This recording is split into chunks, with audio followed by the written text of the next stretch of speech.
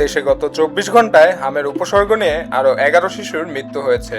একই সময়ে হামে আক্রান্ত হয়েছে ১,২৮৭ জন শিশু।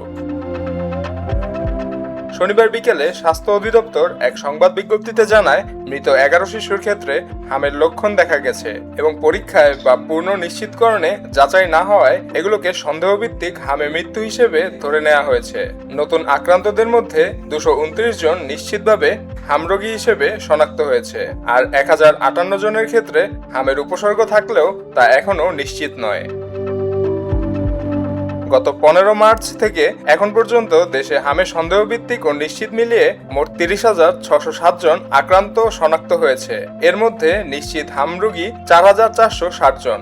একই সময়ে হাসপাতালে ভর্তি হয়েছে ২০,৪৭৫ জন এবং ছাড়পত্র পেয়েছে ১৭,০৮১ জন।